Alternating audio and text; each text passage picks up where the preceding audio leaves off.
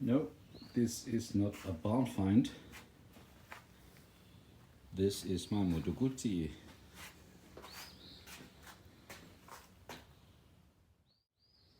It hasn't run for 2 years.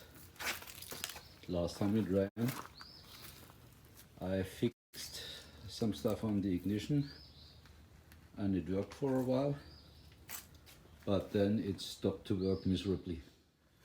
So first things first, I think I emptied the carburetor before I parked it, and yep, I did. So I emptied the carburetors, activated the choke, activating the choke and keep it activated and try to start it. Well, battery is dead. While the battery is charging, I'm trying to check up the Guzzi.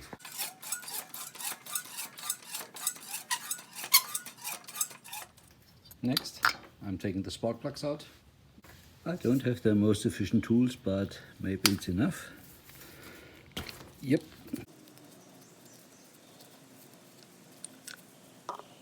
Fairly new spark plugs. Same on the other side. Next, I'm taking the tank off.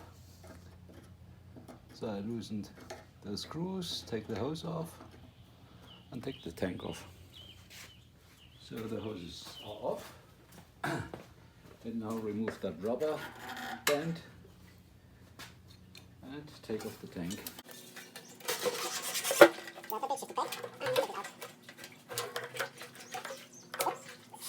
Last time it ran, I didn't have a spark on one cylinder, and it ended up to be inside the distribution cap.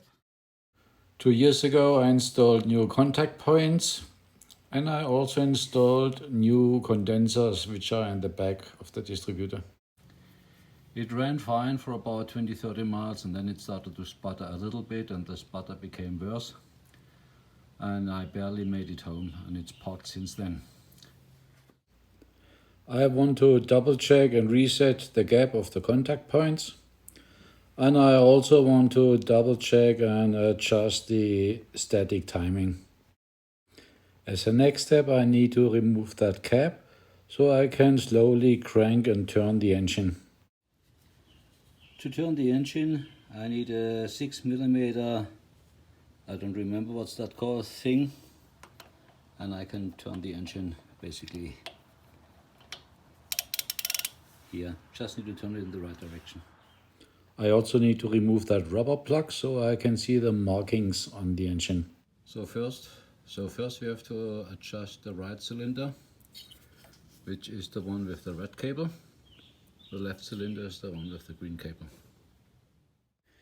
It took me a while to find the right markers, but eventually I found the D stamped in there with the 2 lines. To adjust the right cylinder, I had to loosen the distributor and turn it.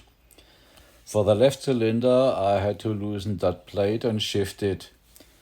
But no matter what I tried, I never got both cylinders to work. To illustrate that problem, I compare here the old contact point, which is on top, with the new contact point at the bottom. And you can see that the old contact point, the little hub is earlier, closer than on the new contact point. So we can't get both cylinders timed correctly. I already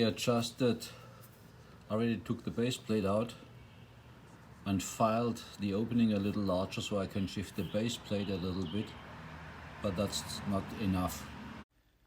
I will also have to file the hole for the screw on the contacts.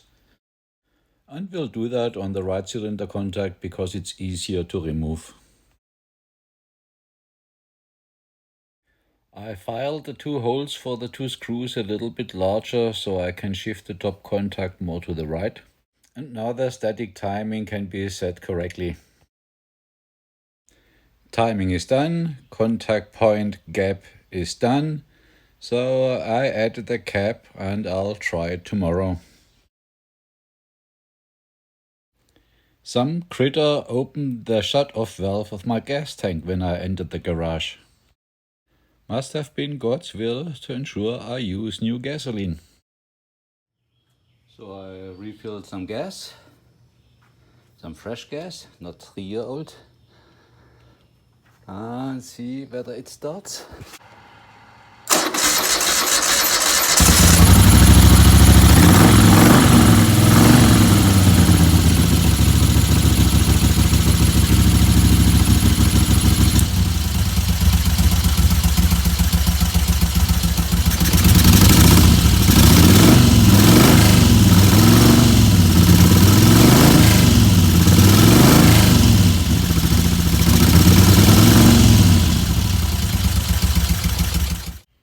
Wow, now it runs nice and smooth. It just needs some cleaning and a new battery.